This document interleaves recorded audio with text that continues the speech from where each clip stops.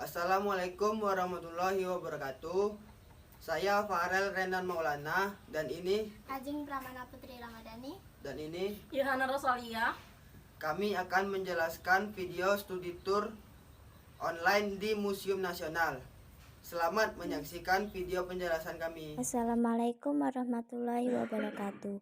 Baiklah, di sini saya akan menjelaskan barang-barang prasejarah yang ada di museum. Lantai 1, manusia dan lingkungannya. Di lantai 1 ini, kita dapat menemukan berbagai fosil-fosil penemuan dari daerah-daerah tertentu, serta barang-barang prasejarah lainnya. Fosil gading stegodon. Fosil gading stegodon atau gajah purba ini ditemukan di Sangiran dan diperkirakan berasal dari sekitar 700 hingga 150.000 tahun yang lalu. Gajah ini mungkin masih remaja karena ukurannya yang relatif lebih kecil daripada stegodon dewasa yang tingginya bisa mencapai 3 meter, kira-kira 2 kali lipat ukuran manusia dewasa. Stegodon ini mengembara hampir di seluruh wilayah Asia, termasuk Nusantara, sekitar 11 juta tahun yang lalu, hingga akhirnya punah sekitar 10.000 tahun yang lalu. Meski begitu, ada beberapa bukti menunjukkan bahwa hewan ini masih tetap hidup sekitar 4.000 tahun yang lalu. Beberapa stegodon mengalami gejala pengerdilan karena pengaruh alam, seperti yang ditemukan di Flores dan Sulawesi. Penemuan fosil-fosil stegodon di kedua pulau ini juga menimbulkan spekulasi bahwa stegodon juga perenang yang tangguh. Kedua pulau ini sepanjang sejarah evolusi bumi tak pernah menyatu dengan benua Asia, hingga jalan satu-satunya bagi stegodon Asia hidup di kedua pulau tersebut adalah dengan cara berenang.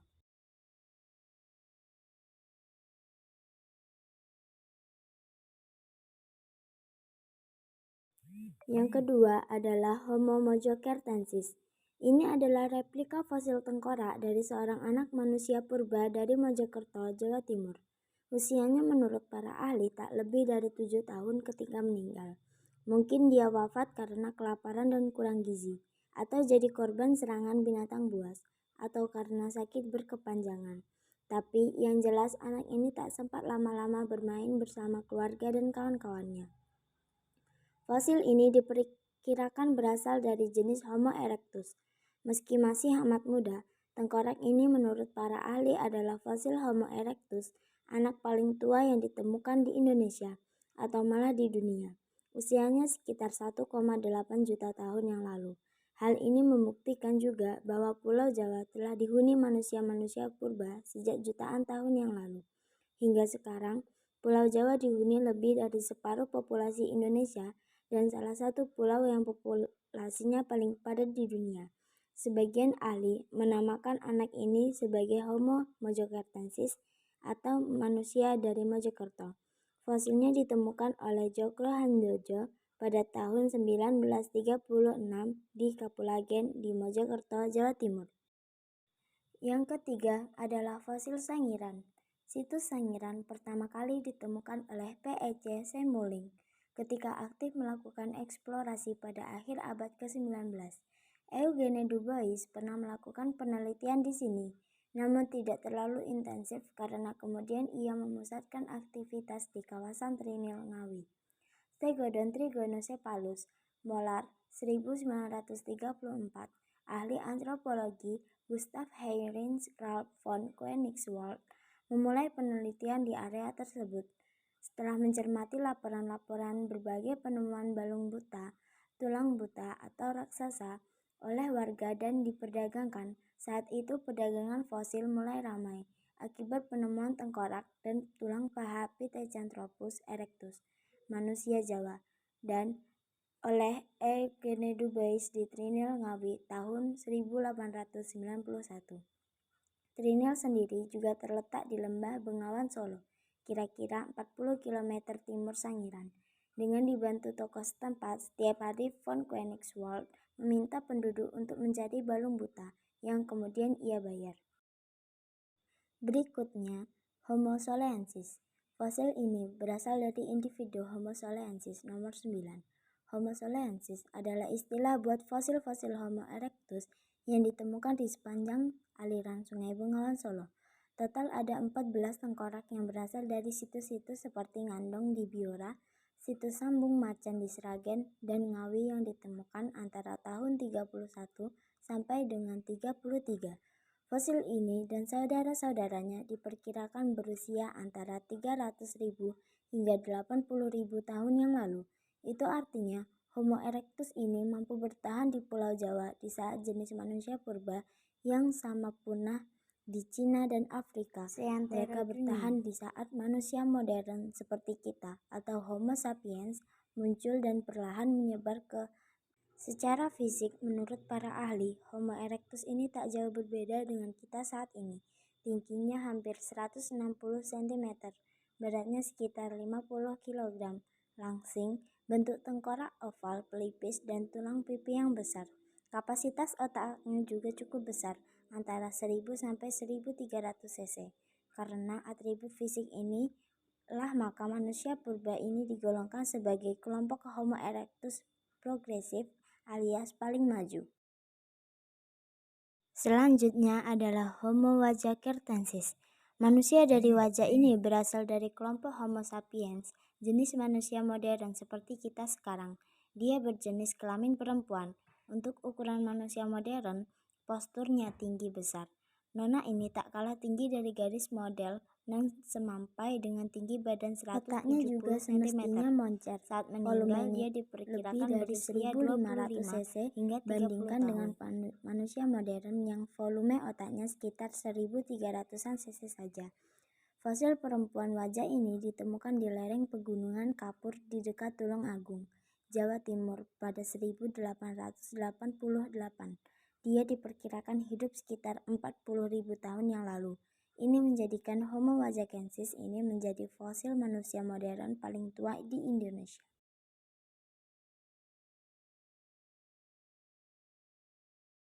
Yang terakhir adalah Kejoken Modinger atau sampah dapur adalah bukit atau tumpukan sisa makanan berupa cangkang kerang yang terakumulasi dalam jangka waktu yang lama. Di Nusantara, tumpukan ini ditemukan di sepanjang pantai timur Sumatera dan Aceh Timur dengan ketinggian hingga 7 meter. Koleksi ini hanyalah bongkahan dari bukit sampah makanan tersebut. Pada zaman Mesolitik, masyarakat prasejarah bertempat tinggal di wilayah yang dekat dengan sumber air, seperti sungai atau daerah pesisir. Daerah-daerah ini menyediakan sumber makanan seperti ikan-ikanan juga kerang, yang dapat dengan mudah diambil dan dimakan. Sisa-sisa cangkangnya dikumpulkan di satu tempat hingga menjadi bukit, manakala wilayah pesisir tak lagi bisa menyediakan makanan yang cukup. Para manusia prasejarah ini masuk hingga pedalaman dan membawa kerang-kerang persediaan, sehingga ditemukan juga tumpukan kulit kerang di wilayah pedalaman. Kegemaran mengkonsumsi kerang bertahan hingga sekarang. Lantai 2, Iptek dan Ekonomi.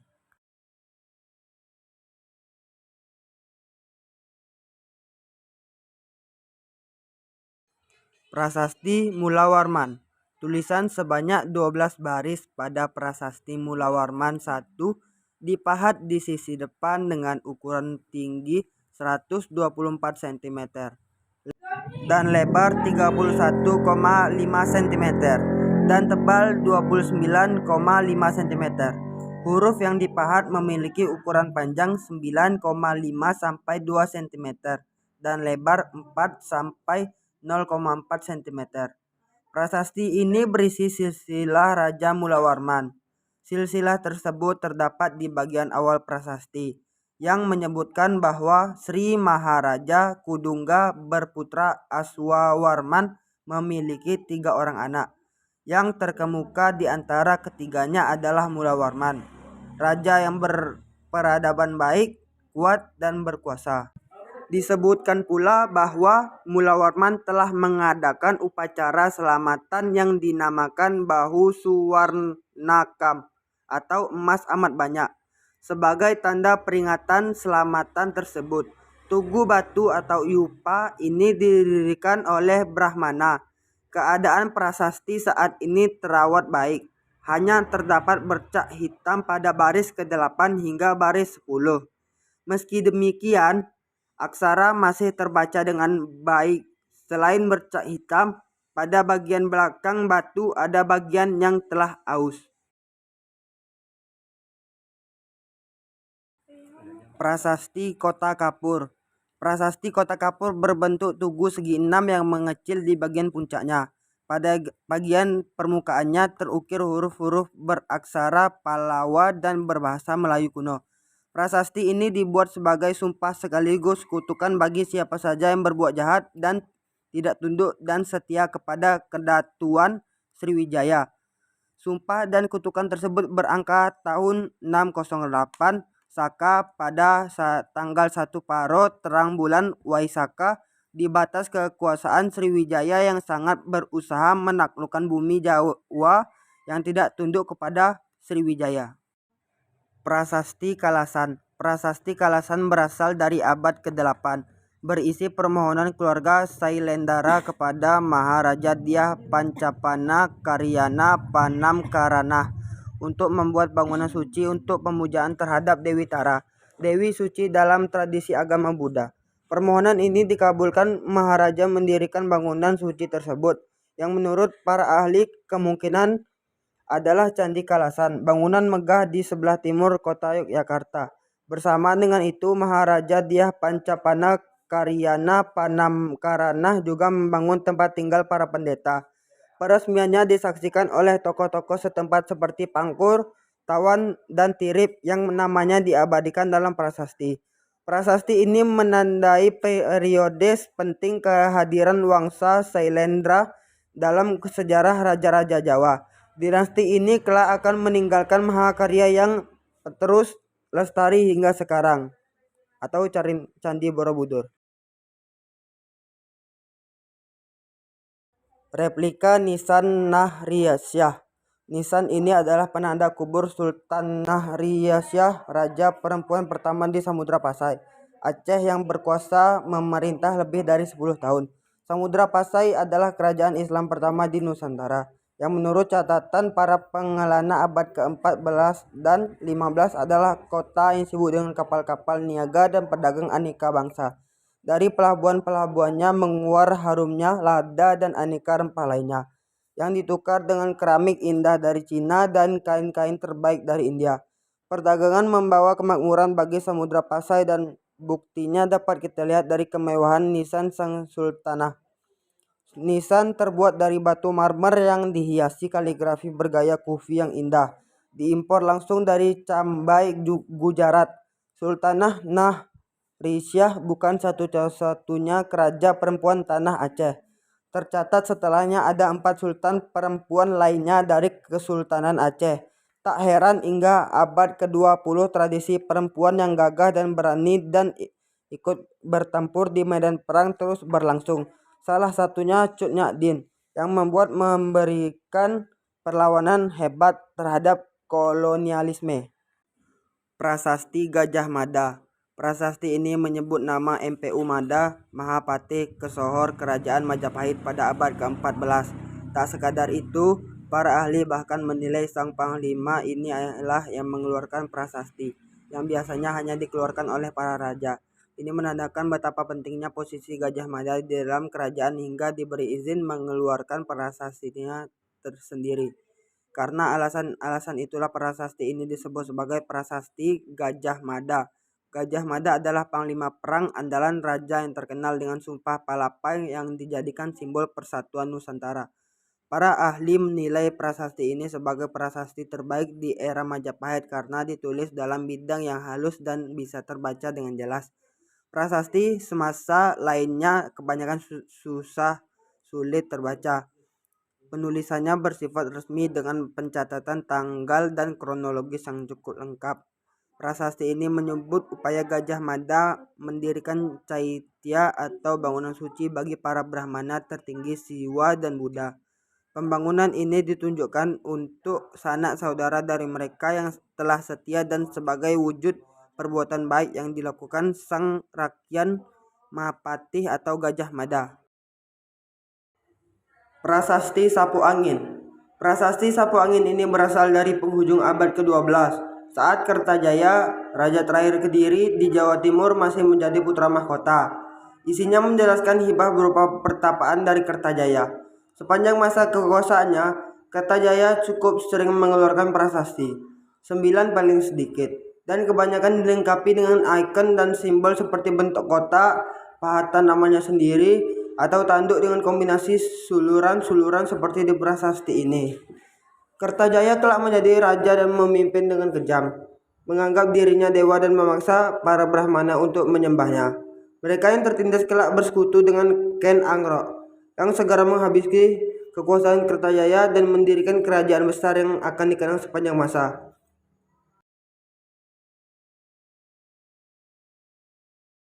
Prasasti Porlak Dolo. Prasasti Porlak Dolo ini adalah tiang batu berpilin berkepala gajah, ditemukan di Padang Lawas Utara, Sumatera Utara. Teksnya beraksara Sumatera kuno dan Tamil, serta berbahasa Melayu kuno dan Tamil. Ditulis secara melingkar dari atas ke bawah dan dikeluarkan kira-kira pada abad ke-13, saat pengaruh agama Hindu dan Buddha mencapai puncaknya. Ada 2 tokoh penting yang dicatat oleh prasasti ini. Yang pertama adalah Paduka Sri Maharaja yang ditafsirkan para ahli sebagai penguasa Panai, kerajaan yang menguasai Padang Lawas, dan Senapati Rakan di Pangkara atau Senapati, biasanya dikaitkan dengan jabatan dalam pemerintahan, penguasa daerah, pewaris tahta, atau pangkat tertinggi dalam keprajuritan. Sementara Rakan mungkin saja terkait dengan kerajaan kecil di negeri hulu Sungai Rokan. Negeri ini pernah tercatat di dalam naskah Naga Kratagama pada era Majapahit.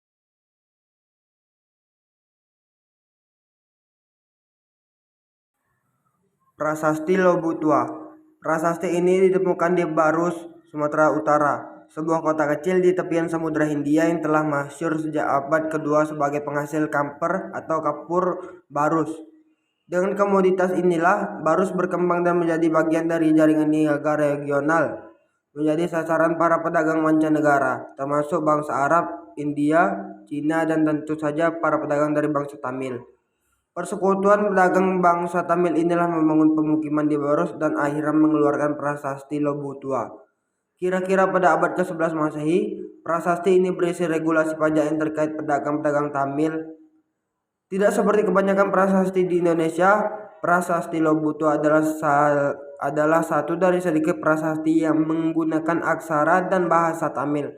Tiang segi 6 tak beraturan ini sudah pecah dan rusak. Konon prasasti ini hancur berkeping-keping, surah memecahkan batu oleh penguasa baru setelahnya. Prasasti Ciaruten. Di tempat asalnya, prasasti ini ditemukan di pinggir sungai Ciaruten, Bogor. Prasasti ini merupakan peninggalan kerajaan Tarumanegara dan berisi tentang pujian-pujian kepada Raja Purnawarman yang tapak kakinya dianggap sebagai tapak kaki Dewa Wisnu. Prasasti Ciaruten diukir dengan menggunakan aksara Pallawa awal dan berbahasa Sanskerta. Guci keramik. Anda pastinya sudah tidak asing lagi dengan benda yang satu ini. Keramik, atau dalam bahasa Yunaninya keramikos, memiliki peran yang amat penting dalam lini kehidupan manusia. Sudah sejak masa prasejarah hingga kini, keramik kerap digunakan dalam segala urusan. Mulai dari wadah di dapur, hiasan di ruang tamu, sampai perlengkapan upacara pada bangunan keagamaan. Saking berharganya benda ini dalam kehidupan sehari-hari, masyarakat Yunani sampai memiliki dewa pelindung pembuat keramik yang bernama Kramos. Keberadaan keramik di Nusantara tentunya tidak dapat terlepas dari perdagangan internasional. Keramik-keramik dari India, Cina, Vietnam, Thailand, Jepang, Timur Tengah hingga Eropa ditukarkan dengan rempah-rempah. Dari hasil sebaran pecahan-pecahan keramik yang ditemukan, para ahli cenderung beranggapan bahwa keramik yang paling digemari oleh masyarakat Indonesia adalah keramik yang berasal dari Tiongkok, yaitu berbahan dasar porselin. Untuk mendapatkan glasir kaca halus dan mengkilap pada keramik porselin, dibutuhkan proses pemekaran yang rumit dengan suhu minimal 1300 derajat, mulai dari piring hingga sendok, periuk sampai kendi dan tempayan serta celengan. Benda-benda ini diproduksi secara massal. Hanya saja kini posisinya mulai digantikan dengan adanya produk plastik yang Meskipun tahan lama dan anti pecah, tapi berdampak buruk bagi lingkungan dan penghuninya. Kompas. Pada zaman dahulu, pelaut menggunakan bintang, gelombang, dan elemen lainnya untuk menentukan arah perjalanan mereka. Kompas dipopulerkan pada abad ke-19 ketika pelaut menggunakan dengan peta untuk mempertahankan arah. Miniatur rumah panjang. Rumah betang atau rumah panjang adalah rumah tradisional masyarakat Dayak yang tinggal di kawasan hulu aliran Sungai Kapuas, Kahayan, Barito, Mentaya, dan Katingan. Rumah komunal ini dibangun dengan prinsip bersahabatan dengan alam. Lantainya ditinggikan mulai dari 1 hingga 5 meter untuk menghindari gangguan binatang atau musuh, dan yang paling penting untuk menyesuaikan dengan pasang surut air sungai yang menjadi tempat tinggal, sumber penghidupan, sarana transportasi, dan ajang untuk berinteraksi. Menurut para ahli, pada awalnya betang merupakan pemukiman tradisional masyarakat Dayak yang terdiri dari satu buah rumah induk dan beberapa bangunan pelengkap lain untuk lumbung, pemujaan, dan hewan tempat ternak. Pemukiman juga dilengkapi dengan halaman luas, tempat upacara adat, area bermain, dan berkumpul sesama anggota masyarakat. Di rumah betang inilah susah dan senang ditanggung bersama. Di rumah panjang inilah pekerjaan, sumber makanan, hingga urusan keamanan dibicarakan dan diatur bersama-sama. Inilah cermin kebersamaan dalam kehidupan sehari-hari orang Dayak. Pipisan. Seperti pasangan meja dan kursi, ada pula pipisan dan gandhi, sang pengubah bahan-bahan alami atau blender dari zaman prasejarah. Perangkat batu ini adalah teknologi sederhana untuk menghaluskan biji-bijian, rempah, buah, batang, atau dedaunan. Untuk membuat ramuan obat yang bisa menyembuhkan atau untuk menggiling bumbu agar masakan lebih sedap. Penggunaan alat batu telah berlangsung sejak masa prasejarah. Misalkan tampak pada peninggalan di situs Gunung Padang, Sukabumi, Jawa Barat. Pada masa Hindu, Buddha, penggunaan kedua alat ini terus berlanjut, seperti yang tertampang di relief Candi Borobudur. Dalam relief tersebut, seorang tampak sedang meramu dengan menggunakan pipisan dan juga gandhi. Artefak semacam ini juga ditemukan di situs Cibuaya, situs Prambanan, Ratu Boko, Trowulan, hingga situs Banten Lama. Hingga saat ini kita masih menggunakan warisan tradisi prasejarah ini dalam kehidupan sehari-hari untuk membuat sambal, membuat bumbu ayam bakar, opor, dan lain-lain. Patung tabib torso. Patung ini lazim disebut dengan gaper. Gaper adalah patung batu atau kayu yang menggambarkan figur kepala orang Musliman alias Muslim, Moor, dan atau Afrika Selatan. Patung gaper ini selalu digambarkan dengan mulut terbuka, terkadang dengan pilang diletakkan di lidahnya. Ekspresi wajah tersebut sebenarnya melambangkan rasa pahit dari obat yang dikonsumsi. Ada pula gaper yang digambarkan dengan warna kulit pucat atau memiliki ekspresi wajah menderita dan kesakitan.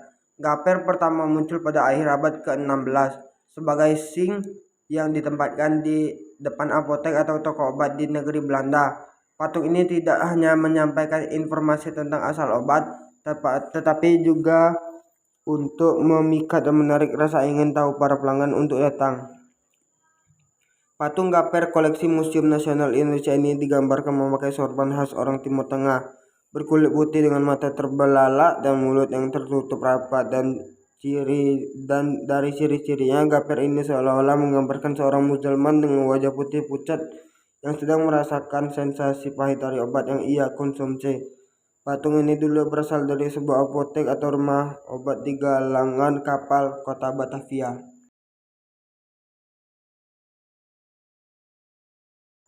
Meriam Lela. Indonesia mulai mengenal meriam sejak abad ke-16 Masehi, ketika bangsa Portugis datang ke Indonesia. Mereka melengkapi kapal dagangnya dengan senjata meriam untuk melindungi diri dari serangan musuh, bajak laut, atau untuk menaklukkan kerajaan-kerajaan di Indonesia. Kata meriam berasal dari bahasa Portugis untuk menyebut Santa Mariam, kemudian dilafalkan orang Indonesia menjadi meriam. Jadi maksud untuk menyebut senjata untuk menembak jarak jauh. Meriam jenis ini disebut meriam bumbung. Meriam ini tidak digunakan sebagai alat perang, namun digunakan sebagai alat upacara atau biasa disebut meriam lela. Meriam ini merupakan peninggalan istana Mangkunegoro dan pernah dipakai saat penobatan Raja Mataram pada tahun 1727. Pelindung dada. Pelindung dada ini mirip dengan baju besi yang dipakai prajurit Eropa pada abad pertengahan. Tapi pelindung kepala dan dada ini kemungkinan dibawa oleh orang Eropa ke Minahasa, Sulawesi Utara pada akhir abad ke-19. Juga tak seperti di Eropa, pakaian besi ini tidak digunakan untuk berperang, tapi sebagai pelengkap upacara, pawai atau parade. Orang Minahasa menyebut pelindung kepala sebagai patu, sedangkan pelindung dada sebagai paseki. Pelindung kepala seperti ini pertama kali diproduksi di Inggris dan sangat populer di Eropa mulai abad ke-11 hingga ke-15. Biasa dipakai semua jenis pasukan, terutama pasukan infanteri. Pinggirannya yang lebar memberikan perlindungan yang baik terhadap tikaman pedang kavaleri dari arah atas. Pinggirannya yang lebar juga melindungi pemakainya dari proyektil yang ditembakkan atau dijatuhkan dari atas.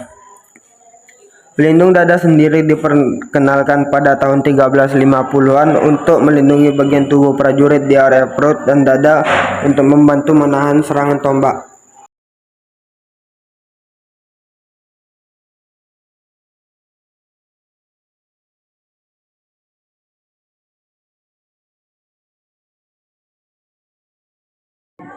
Moko. Moko berbentuk seperti jam pasir, merupakan benda pusaka bagi masyarakat NTT dan digunakan dalam upacara perkawinan sebagai mas kawin yang diberikan pihak laki-laki kepada perempuan. Penggunaan moko sebagai mas kawin telah berlangsung selama ratusan tahun. Menurut para arkeolog, moko mulai digunakan oleh masyarakat setempat sejak abad 14 Masehi. Nenek moyang mereka mengawali penggunaan moko sebagai alat tukar maupun sebagai alat kesenian dalam upacara adat. Dan baru pada abad 17 Masehi, moko kemudian digunakan oleh nenek moyang mereka sebagai mas kawin. Timbangan Sultan Banjar. Timbangan Sultan Banjar dulunya digunakan untuk mengukur besaran pajak pertanian di wilayah Kesultanan Banjar. Konon, cara menggunakan dengan membandingkan berat badan raja dengan bobot produk hasil pertanian. Jadi, raja duduk di salah satu sisi timbangan, sementara pembayar pajak meletakkan hasil panennya pada sisi lain timbangan. Berat keduanya harus seimbang. Timbangan ini dipercaya juga digunakan ketika upacara pernikahan putri raja. Fungsinya untuk menyamakan berat mas kawin dengan berat sang putri. Nyaris 4 abad Kesultanan Banjar, kerajaan Islam di Kalimantan Selatan ini bertahan, yakni sejak abad ke-16. Selama itu pajak pertanian merupakan salah satu penyokong ekonomi kesultanan. Pajak juga dikenakan terhadap sewa tanah, perahu, pertanian, nelayan, industri, dan penghasil tambang seperti emas dan intan, serta pajak uang di kepala. Perkembangan perekonomian di Kalimantan Selatan mengalami kemajuan yang pesat sejak akhir abad ke-16 hingga abad ke-17. Banjarmasin menjadi kota dagang yang makmur dengan produk primadona. Sepeda roda 3. Sepeda-sepeda seperti ini penuh lalu lalang di Batavia atau Jakarta pada masa Hindia Belanda. Masuk pertama kali pada tengah abad ke-19. Seperti ini lebih populer karena dianggap lebih aman, tak seperti roda 2 yang butuh keterampilan khusus menyeimbangkan. Sepeda ini bisa langsung digenjot, siapapun bisa mengendarainya, termasuk perempuan dan anak-anak yang dulu dianggap punya kaki lebih pendek untuk mengayuh sepeda roda 2. Sepeda roda 3 seperti ini pertama kali dibuat di Inggris pada 1851. Model ini kemudian menyebar ke seluruh dunia termasuk ke Batavia, yang warganya juga menggemar dengan hal-hal modern. Seiring waktu model sepeda berubah-ubah, sepeda roda 3 seperti ini tidak lagi diproduksi pabrikan tertentu, tapi ini tak mengubah Batavia sebagai kota penikmat sepeda. Di awal abad ke-20, sepeda keluaran Humber Cross, Raleigh, Phillips, Hercules, Batavus, dan Gazelle populer dan warawiri di jalanan Batavia dan Rindang. Kelak kita menyebut sepeda-sepeda ini dengan sebutan sepeda kumbang atau sepeda ontel. Perahu janggolan. Kata janggolan berarti di perhubungan atau transportasi di wilayah Madura. Dari mana perahu ini berasal? Pada abad ke-19, saudagar-saudagar Madura mengendalikan perahu berbobot hingga 200 ton ini untuk meniti pesisir dan melintasi samudra, menjelajahi Laut Jawa, Kalimantan, Aceh hingga mancanegara, mengangkut telur ikan bandeng, tebu, kelapa, garam hingga balok-balok kayu nan berharga. Selain di Madura, perahu Janggolan juga ada di Bali dan Cirebon, tapi bentuk, fungsi, dan ragam hiasnya yang berbeda dengan perahu ini. Ciri khas Janggolan ini adalah balok panjang atau lokeran di bagian haluan dan buritan kapal. Selain dua tiang layar berbentuk segitiga terbalik, tapi yang paling menonjol perahu Janggolan kaya dengan ragam hias di bagian badan dan linggi perahu. Ini artinya nenek moyang orang Madura tidak cuma menganggap perahu sebagai alat transportasi semata, tapi juga wahana untuk menumpahkan ekspresi dan bakat estetika mereka. Mereka juga menjuluki kapal ini dengan panggilan Sifainili. Beliung persegi. Kapak-kapak ini telah membantu nenek moyang kita dalam mengolah tanah dan menghasilkan makanan sendiri. Mereka tak perlu sering-sering berburu atau berpindah-pindah karena panen yang stabil. Agar ladang terus menghasilkan, manusia prasejarah akhirnya menetap dan membangun permukiman. Permukiman ini akhirnya mendorong munculnya kerjasama antar warga, antar bermasyarakat, sistem kepercayaan terhadap leluhur, dan lain-lain. Hasil panen yang melimpah bisa dibarter dengan komoditas lain dan akhirnya muncul sistem ekonomi sederhana. Sembari merawat ladang, manusia prasejarah juga memiliki waktu luang yang dipakai untuk membuat pakaian, perabot gerabah, perhiasan, dan karya seni termasuk kapak-kapak halus yang terbuat dari batuan setengah permata ini. Manusia-manusia cerdik ini telah terampil mengenal sifat batuan dan menemukan teknik mengupam atau menghaluskan yang tepat untuk menghasilkan kapak beliung persegi yang indah ini. Karena bentuknya yang halus dan bagus, para ahli memperkirakan beliung berfungsi sebagai alat tukar dan benda pendukung ritual keagamaan. Mengingat perannya yang begitu besar, para ahli menjadikan kapak-kapak ini sebagai penanda penting perubahan peradaban dan zaman Paleolitik atau bulu tua menjadi zaman Neolitik atau batu muda.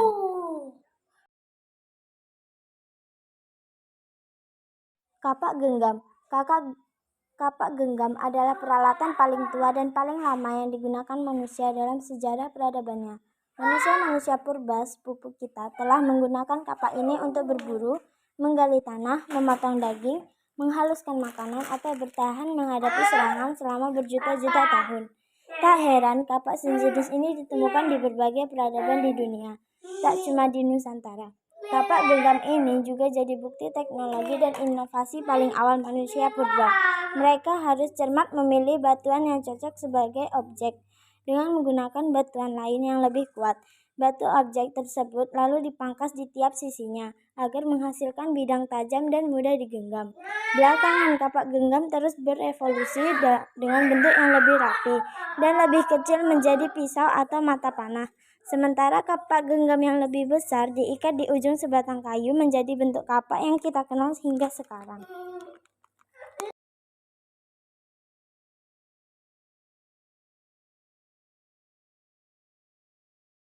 Belincung. Kapak batu belincung ini merupakan contoh lain dari alat Neolitik beliung. Setelah meneliti lebih dekat ujung-ujungnya yang tajam, sepertinya potongan ini digunakan untuk barter atau sebagai hadiah penguburan. Ada bagian yang timbal di tengah punggungnya dan tampilan setengah lingkaran, segitiga atau segi enam di tubuhnya. Batu aki diasah dengan sangat baik dan halus, memungkinkan untuk melihat tekstur bagian dalam dari batu semi mulia ini.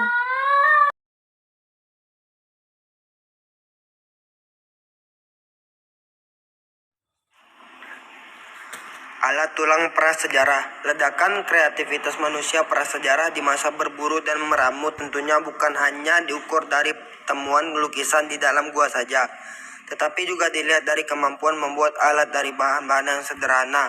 Salah satunya adalah tulang dan tanduk fauna hasil buruan.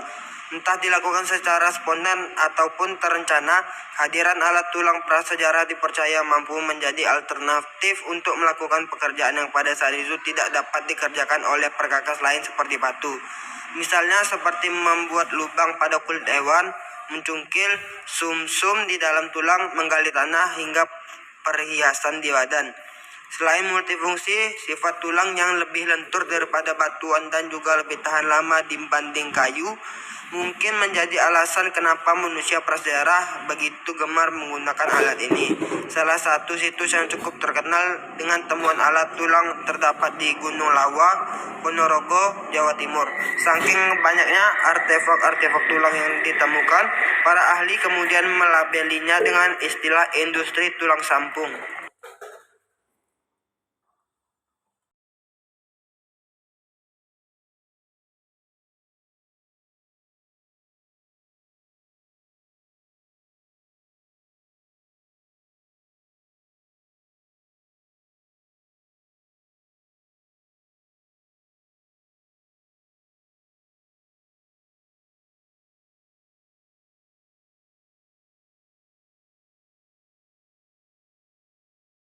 Alat pemukul kulit kayu. Sebelum mengenal tenun, kain kulit kayu sempat menjadi fashion yang tidak tergantikan sejak masa prasejarah hingga awal-awal Masehi. Proses pembuatan busana tradisional khas masyarakat Nusantara ini bukan perkara gampang. Serat-serat kayu tidak dirajut apalagi dijahit, tidak dipukul-pukul hingga melebar, rata, dan halus menggunakan batu ike atau yang dikenal sebagai alat pemukul kulit kayu. Batu ike biasanya diberi gagang dari kayak rotang, dan jenisnya pun beraneka ragam. Ada ike pahelai untuk meratakan, ike pebengka untuk melebarkan, ike pokero untuk menghaluskan, dan ike pau untuk membuat pola vertikal, horizontal maupun diagonal pada permukaan kulit kayu. Tenunan berupa alat pemukul kulit kayu ini kerap kali ditemukan pada situs Neolitik di Sulawesi. Bahkan masyarakat adat Kalumpang masih mempertahankan kebudayaan kain kulit kayu tersebut hingga awal abad ke-20. Bukan hanya di Sulawesi, hingga saat ini alat pemukul kulit kayu ternyata masih digunakan oleh masyarakat adat di Papua dengan tipe pada pola berbentuk cekung dan garis silang menyilang pada permukaan batunya.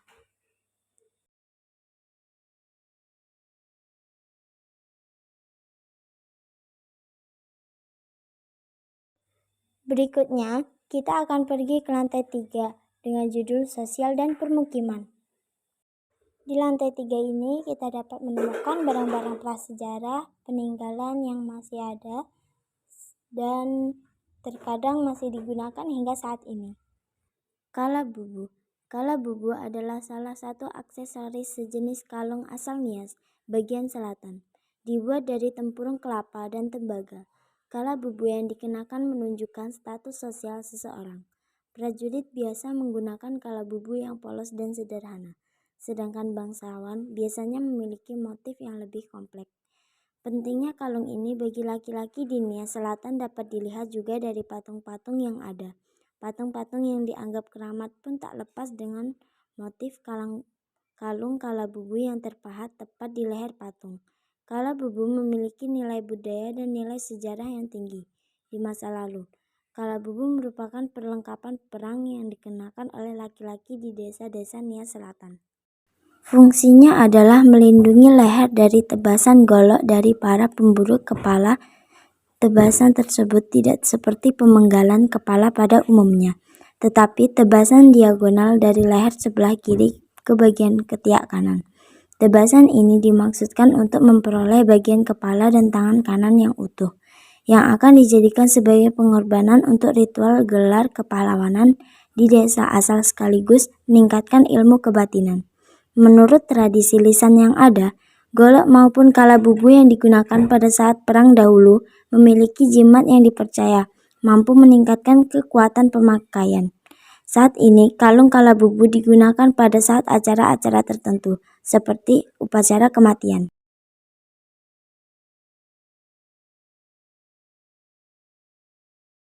Berikutnya adalah patung gajah Pasemah. Batu gajah ini berasal dari dataran tinggi Pasemah di Sumatera Selatan. kira-kira berasal dari 2500 hingga 1500 sebelum Masehi. Tampaknya para seniman pembuatnya punya imajinasi dan kreativitas yang tinggi. Bentuk dan figur yang mereka ciptakan murni menyesuaikan dengan bentuk batu yang ada di hadapan mereka. Dalam batu ini, tampak seekor gajah yang sedang melahirkan binatang lain, mungkin gajah atau babi rusa. Di kedua sisinya, terdapat dua orang laki-laki, memakai aneka perhiasan termasuk tutup kepala manusia dengan ciri fisik berbibir tebal dan hidung pesek, berasal dari ras Negroid.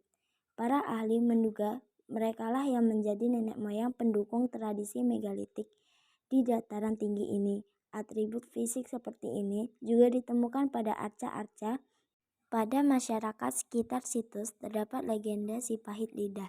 Tokoh sakti ini mampu mengutuk siapapun menjadi batu dengan sumpah serapah dari mulutnya.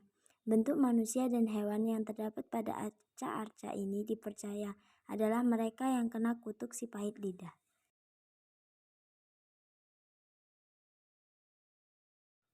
Moko. Moko berbentuk seperti jam pasir, merupakan benda pusaka bagi masyarakat Nusa Tenggara Timur dan digunakan dalam upacara perkawinan sebagai mas kawin yang diberikan pihak laki-laki kepada perempuan. Penggunaan moko sebagai mas kawin telah berlangsung selama ratusan tahun. Menurut para arkeolog, moko mulai digunakan oleh masyarakat setempat sejak abad 14 Masehi. Nenek moyang mereka mengawali penggunaan moko sebagai alat tukar maupun sebagai alat kesenian dalam upacara adat. Dan baru pada abad 17 Masehi, moko kemudian digunakan oleh nenek moyang mereka sebagai mas kawin. Nekara. Nekara atau gendang merupakan produk dari Dongson Vietnam Utara yang hidup pada zaman milenium pertama sebelum Masehi dan telah ditemukan di seluruh Asia Tenggara. Di Indonesia, nekara telah ditemukan sebagian besar di sepanjang rute perdagangan laut dan ada kemungkinan bahwa awalnya digunakan untuk barter. Nekara kemudian menjadi item bernilai tinggi yang menunjukkan pangkat dan status dan digunakan dalam ritual upacara termasuk meminta hujan. Di Jawa Timur, gendang yang digali mengandung tulang manusia dan benda lainnya. Digunakan juga sebagai peti mati untuk upacara penguburan sekunder dan barang lainnya diberikan sebagai hadiah untuk roh yang telah meninggal.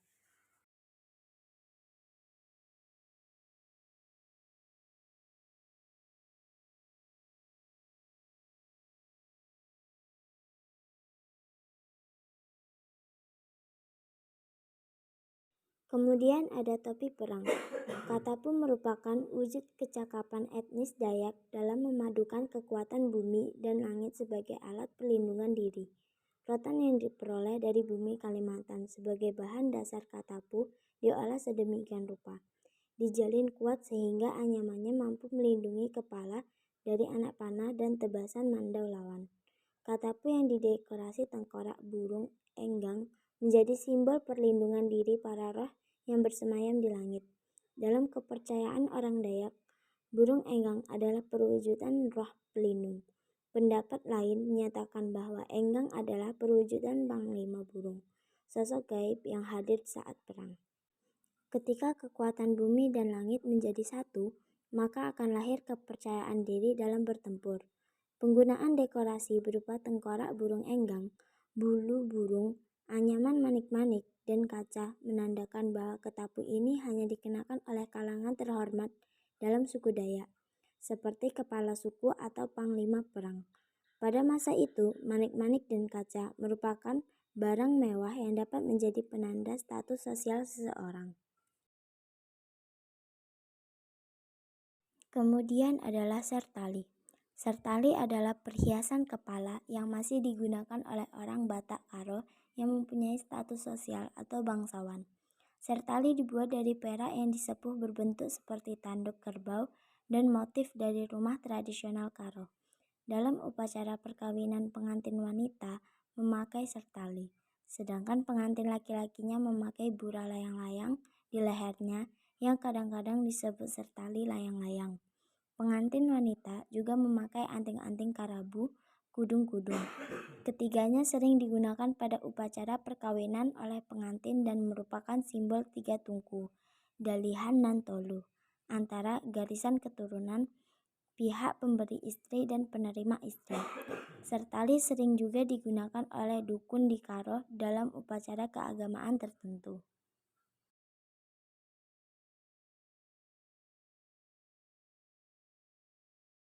Selanjutnya ada prasasti Kanjuruhan. Prasasti ini ditemukan di 3 lokasi terpisah. Di Malang, kota sejuk di Jawa Timur. Isinya menerangkan kerajaan Hindu pertama di Jawa Timur dengan raja bergelar Gajayana pada abad ke-8 beserta selisihnya. Syah dan sang raja meminta para Brahmana untuk menggantikan arca Agastya yang tadinya berbahan kayu cendana menjadi arca berbahan batu lengkap dengan bangunan suci yang didedikasikan untuk Agastya, resi atau Brahmana penting dalam tradisi Hindu ini. Saat selesai, upacara besar dilangsungkan dan raja memberikan berbagai macam hadiah. Prasasti ini, sebagaimana prasasti yang sezaman atau setelahnya, memang menggunakan bahasa Sanskerta. Tapi yang menarik, prasasti ini ditulis dengan aksara Jawa kuno alias huruf Kawi.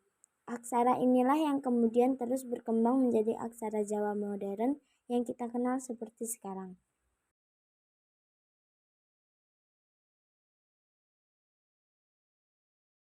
Pancuran Kepala Naga. Pancuran air ini berasal dari reruntuhan Taman Air atau Taman Sari Sunyaragi, Keraton Kesepuhan Cirebon. Kompleks bangunan ini dilengkapi sistem perairan yang rumit dengan kolam-kolam pemandian, tempat istirahat, dan ruang-ruang untuk kepentingan bermeditasi. Sebagian sumber menyebut taman ini dibuat pada abad ke-16, tapi yang lain menyebut abad ke-17. Pancuran ini terbuat dari perunggu, seperti yang bisa kita lihat. Pancuran berbentuk kepala naga bermahkota kuluk kanigara, bentuk khas mahkota bangsawan dan raja-raja Jawa. Perhatikan pula motif sulur-suluran dan hiasan serupa kalung di bagian lehernya. Pada bandulnya terdapat motif ceplok bunga. Naga juga melambangkan vitalitas, kesuburan, perlindungan, dan kelahiran kembali setelah kematian.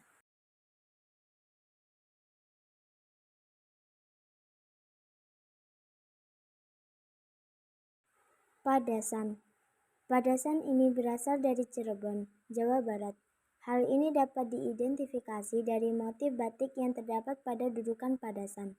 Berhiaskan motif batik Mega Mendung, motif ini sangat terkenal di Cirebon. Selain itu, dapat diidentifikasi dari hiasan udang. Kota Cirebon juga terkenal dengan bisnis atau usaha utang. Padasan ini merupakan tempat air yang biasa digunakan untuk bersuci bagi penganut agama Islam sebelum melakukan ibadah. Padasan ini menggunakan dudukan berbentuk paksi adalah burung yang melambangkan udara, naga atau ular melambangkan air atau laut, sedangkan liman adalah ganan yang melambangkan darat atau tanah. Gabungan ketiganya merupakan unsur kekuatan. Biasanya motif paksi naga liman ini ada di kereta-kereta kencana para raja.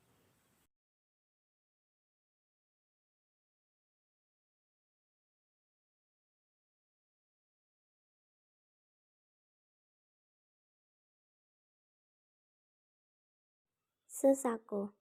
Sesako merupakan seperangkat kursi kebesaran yang digunakan dalam upacara papadon, yaitu pengangkatan seorang kepala marga dari salah satu suku bangsa. Sesako ini merupakan bagian belakang bangku pendek di mana calon kepala suku itu duduk bersimpuh. Upacara diadakan pada ruang upacara di dalam rumah adat. Motif naga merupakan simbol kekuatan. Motif burung merupakan simbol kekayaan. Motif ikan simbol dari kesuburan dan muka manusia merupakan simbol kekuasaan. Semua simbol ini merupakan cerminan hidup seorang kepala adat. Sesako ini diperkirakan berasal dari abad 16 sampai 17 Masehi.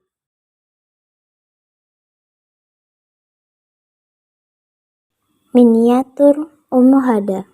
Ini adalah miniatur Omohada, rumah tradisional orang biasa di Nias, sebuah pulau di tepian Samudra Hindia, dekat Sumatera.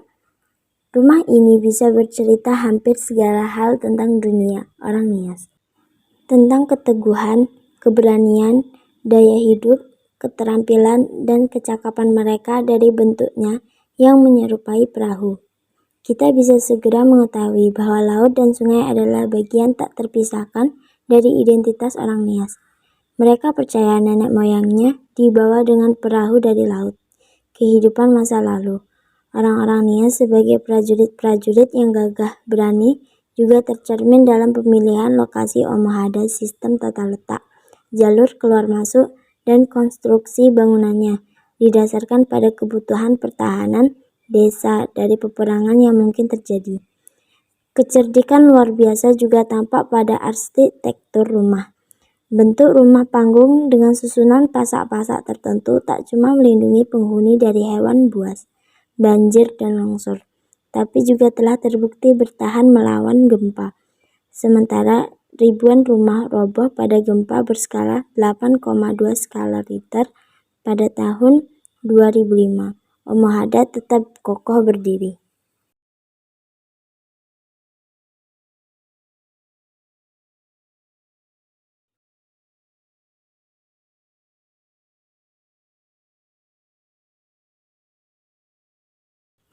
Pada Provinsi Sumatera Utara, terdapat salah satu rumah adat Karo yang cukup terkenalnya.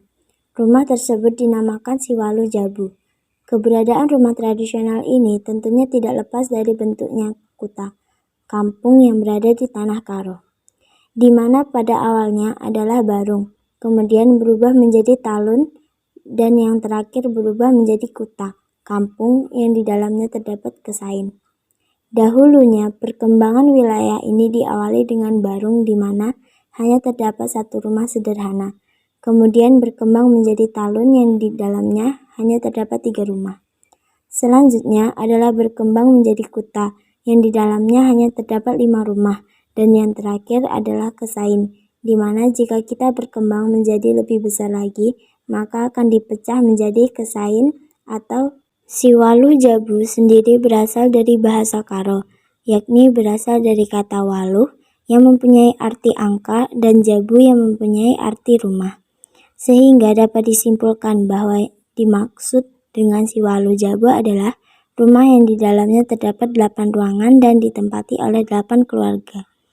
Karena daya tampung dari rumah ini terbilang cukup banyak, maka bisa dipastikan bahwa bangunan dari rumah ini cukup besar, sehingga disebutlah menjadi rumah paling besar jika dibandingkan dengan rumah adat lain yang berada di Sumatera Utara.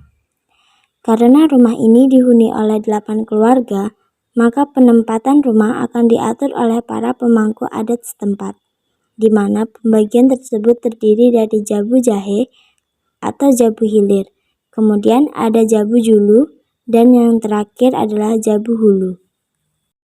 Sementara untuk bagian jabu jahe akan dipecah kembali menjadi jabu rumah sendipar, ujung kayu, dan juga jabung ujung kayu. Keluarga yang dianggap paling utama akan berada di sisi tengah, sedangkan untuk keluarga lain akan menempati pada sisi kanan dan juga kirinya. Peran yang diambil dari masing-masing keluarga juga ditentukan oleh para pemangku adat, di mana ada yang akan menjadi pemimpin, wakil pemimpin, solution maker, pengatur kebutuhan rumah, dan masih banyak lagi yang lainnya. Lantai 4, emas dan keramik.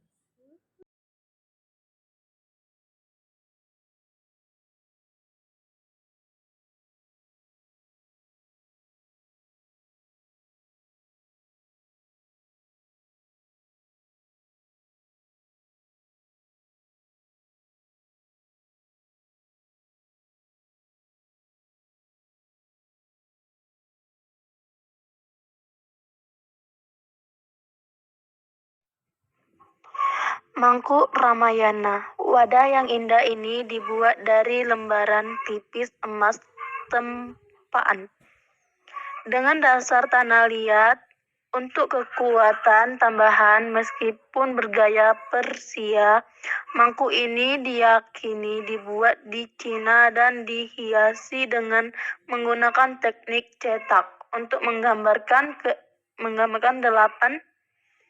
adegan cerita Ramayana atau kisah Rama. Mengingat dekorasi dan kerapuhan yang luar biasa, mangkuk ini kemungkinan besar digunakan untuk perayaan upacara dan tidak dirancang untuk menahan air atau minyak karena ada lubang-lubang kecil di sisinya.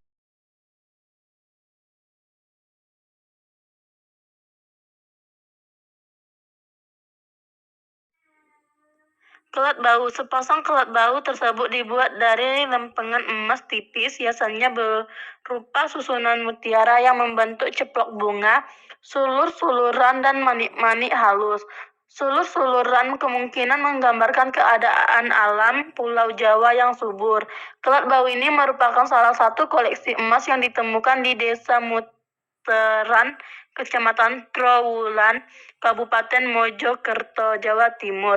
Koleksi emas tersebut ditemukan dalam sebuah wadah perunggu di kedalaman 1,5 kaki, kira-kira 45 cm dari atas permukaan tanah.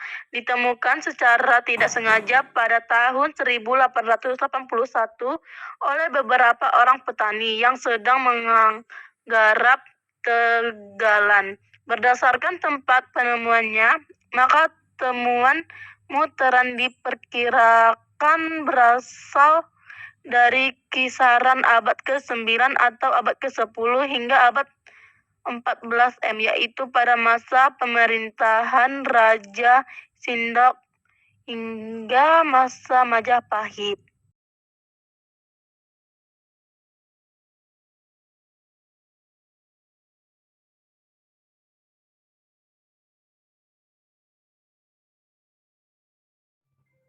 Hiasan dada Wonoboyo. Siapa yang tak suka bersolek dan berhias?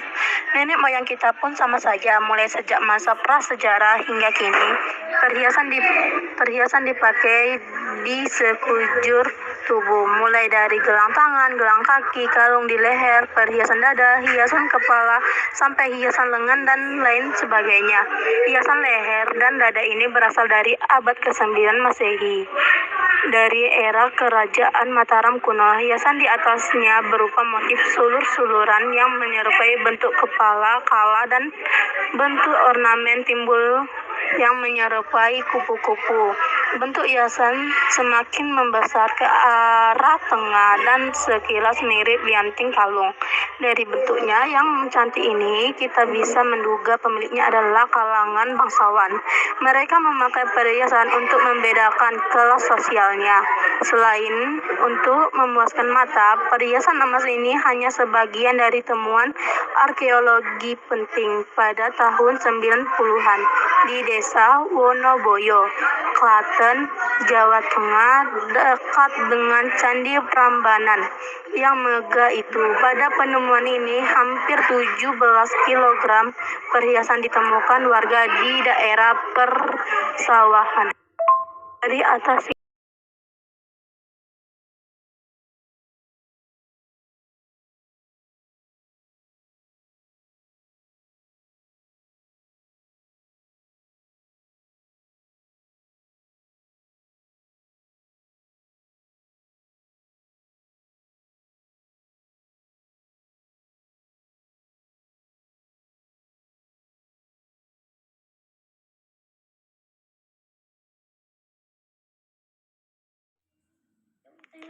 mahkota Bantan, motif daun yang digayakan dengan teknik kerawangan dengan gambar pohon hayat dalam panil-panil dan teknik pelapisan dengan email di bagian atas menunjukkan pengaruh Islam yang kuat pada Kesultanan Islam ini. Walaupun mahkota ini kemungkinan baru berusia sekitar 200 tahun, tampak jelas bahwa mahkota ini sejenis dengan Salokowa, mahkota kerajaan Goa, Sulawesi Selatan dari abad ke-14 sampai ke-15 m. Wadah yang indah ini dibuat dari lembaran tipis emas tempaan dengan dasar tanah liat untuk kekuatan tambahan.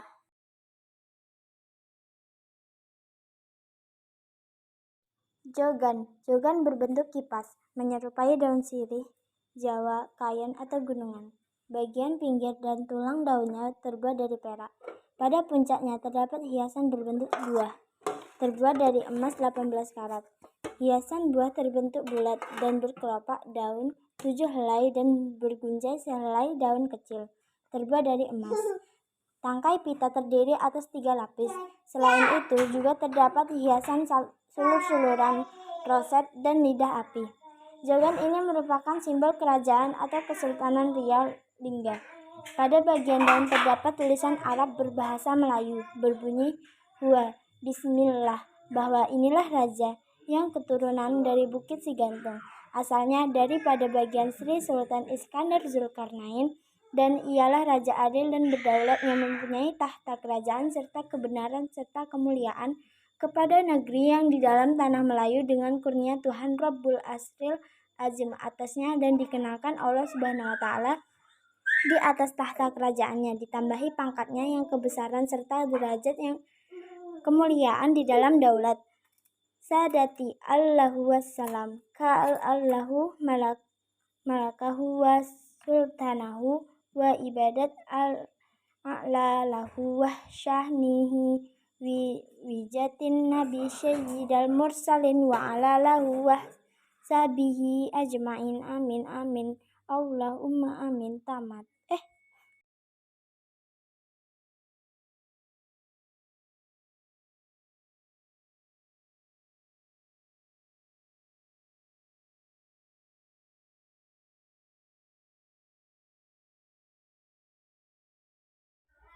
Tandu Jempana, tandu emas dengan kursi yang disangga 4 singa ini merupakan satu dari ratusan harta pustaka milik 2 puri kerajaan Badung, Puri Denpasar dan Puri Pemecutan, yang dijarah Belanda dalam peristiwa Puputan Badung pada 1906.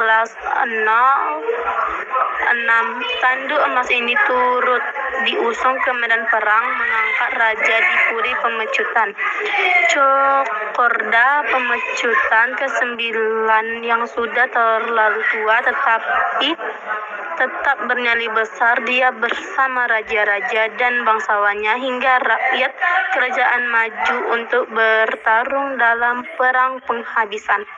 Pada 20 September, Belanda memulai serangan langsung ke Puri Kesiman sebagai benteng terdepan Raja Badung. Usai menyerang Puri Kesiman, Belanda meneruskan agresinya ke Puri Denpasar. Terakhir giliran Puri Pemecutan yang ditaklukkan. Badung adalah salah satu dari beberapa kerajaan di bagian selatan Pulau Bali. Kerajaan Badung terbentuk dari otoritas 3 kerajaan, yakni Kesiman, Denpasar, dan Pemecutan. Kerajaan ini memulai masa jayanya pada awal abad ke-19 hingga ditaklukkan Belanda pada awal abad ke-20.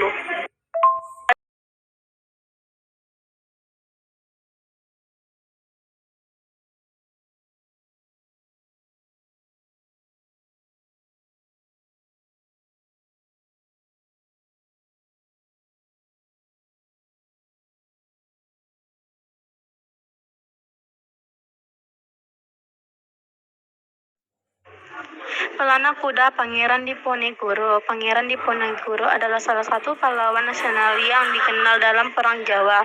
Pangeran Diponegoro juga seorang penunggang kuda yang mahir. Keahliannya ini sangat membantunya dalam berbagai usaha menyelamatkan diri selama Perang Jawa berkobar. Beberapa kuda tunggangnya dianggap sebagai pusaka hidup. Salah satunya seekor kuda hitam dengan kaki putih yang disebut dengan Kai Gentayu. Tepat di hari ulang tahun ke-44, tanggal 11 November 1829, Pangeran Diponegoro disergap. Pasukan gerak cepat Belanda yang dipimpin oleh Mayor A.F. Mitchell dan pasukan gerak cepat ke-11 yang terdiri dari pasukan Ternate atau terkenal dengan kemampuan lacaknya di pegunungan Gowong kawasan barat Kedu. Ia berhasil meloloskan diri, tapi beberapa pusaka miliknya tertinggal seperti kuda beserta pelananya, peti pakaian, dan tombak. Pusaka Kairon dan tombak dan pelana kuda kemudian dikirim ke Belanda dan dipersembahkan kepada Raja William I bertahta 1813 sampai 1840 sebagai rampasan perang, dan pada akhirnya dikembalikan kepada Indonesia oleh Ratu Juliana 1948 sampai 1980. Tahun 1978 di bawah ketentuan Kesepakatan Budaya Belanda Indonesia tahun 1968.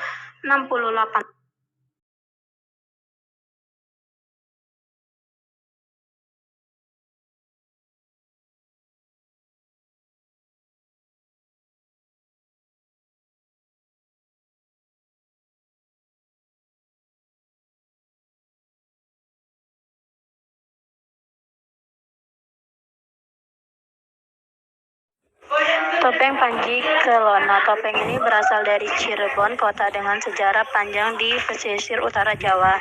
Terbuat dari kayu lunak, topeng ini digunakan dalam tarian sakral yang disebut tari topeng.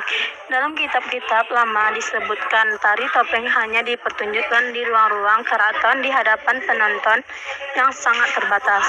Dari istana, tari topeng kini dipertunjukkan dari kampung ke kampung hingga Eropa, Jepang, dan Amerika Serikat. Tapi satu hal yang tetap bertahan, untuk tampil dengan topeng ini, seseorang harus menempuh serangkaian ritual seperti puasa dan semedi. Tari topeng dipercaya berasal kira-kira dari abad ke-16 saat Islam masuk ke wilayah pesisir Jawa hingga ke dalamnya. Cirebon pada masa itu adalah bandar masyhur yang menjadi pusat penyebaran agama Islam di bagian barat Pulau Jawa. Kesultanan dipimpin oleh Syekh Syarif Hidayatullah yang juga seorang anggota Wali Songo bergelar Sunan Gunung Jati bersama dengan Sunan Kalijaga, anggota Wali Songo.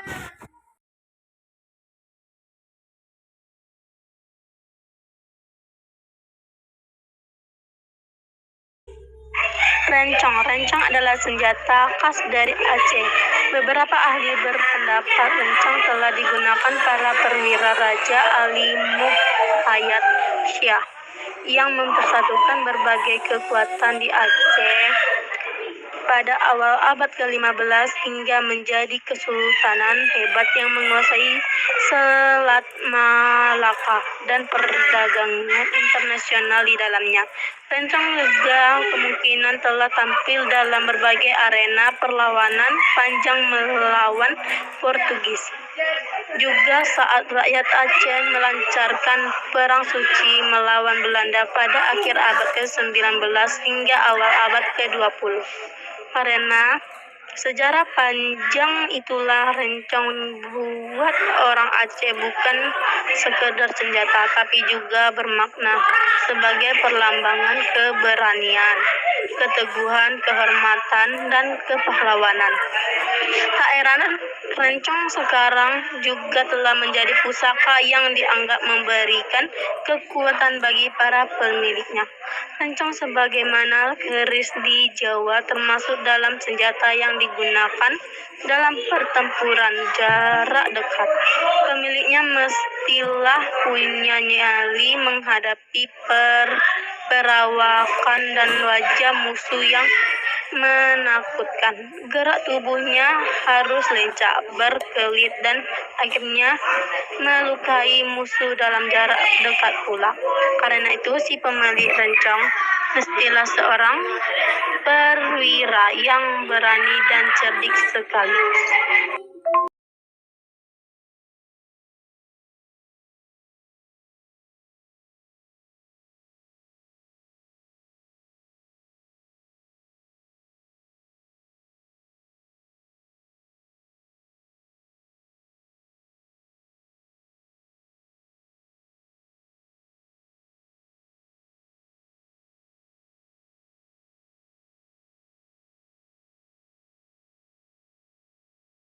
Keris Bali Ardawalika.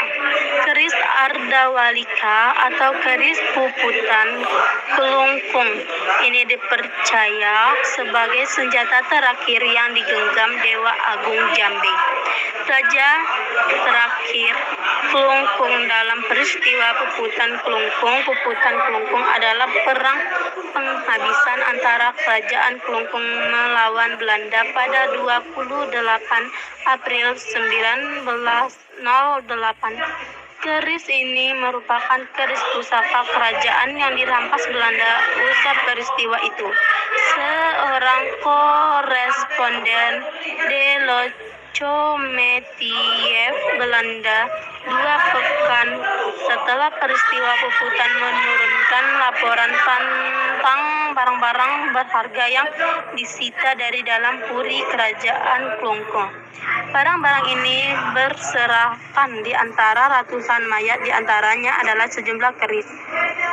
Lekatnya keberadaan keris dengan gugurnya Raja Kelungkung mungkin berhubungan dengan kepercayaan di Bali bahwa membawa keris artinya berani mempertaruhkan nyawa.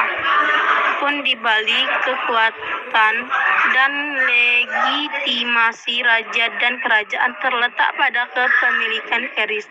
Hingga kini keris malah masih dipandang sebagai lambang kekuatan dan simbol kekuasaan. Meski begitu, sebuah sajak karya Pedanda Nugra Abian Semal yang ditulis kira-kira 10 tahun setelah peristiwa tersebut menyebut sang raja menggenggam tombak, bukan keris, pada saat-saat terakhir.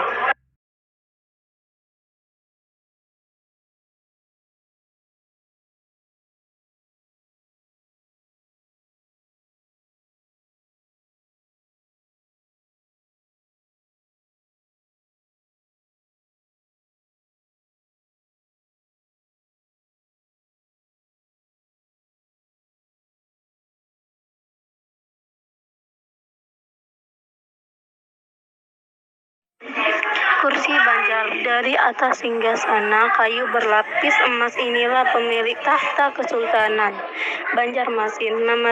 Pemerintahan Islam di Kalimantan Selatan itu bertahta nyaris selama 4 abad, yakni sejak 1526 hingga 1860, bertahan dan melewati berbagai kekuasaan regional mulai dari kekuasaan Raja Demak, Pajang, hingga Mataram, memantapkan diri menjadi kesultanan yang kaya raya berkat posisi geografisnya yang strategis, menghubungkan jalur perdagangan di bagian barat dan timur Nusantara.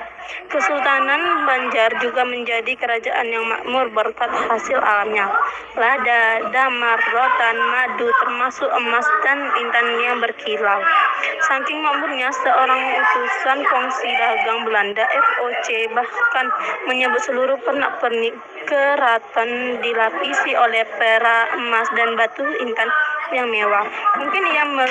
Mungkin ia melihat juga termasuk singgasana berlapis emas ini. Perselisihan internal dan tantangan dari Belanda akhirnya menuntun pada keruntuhan kesultanan ini. Perlawanan termasuk yang dilancarkan pahlawan terkenal Pangeran Antasari berhasil dipadamkan. Keraton di bumi hanguskan, perhiasan dan regalia dirampas. Kesultanan tak lagi berpengaruh dengan penguasa punika pilihan Belanda.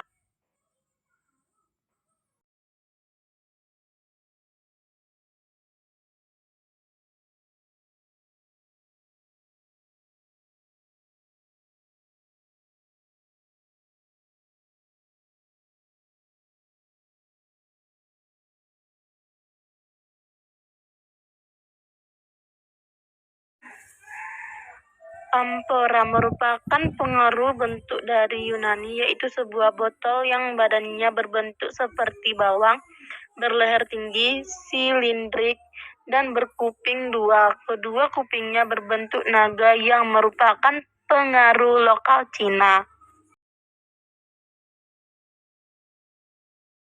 Baiklah, sekian dari kami yang mempresentasikan. Jangan lupa follow dan subscribe.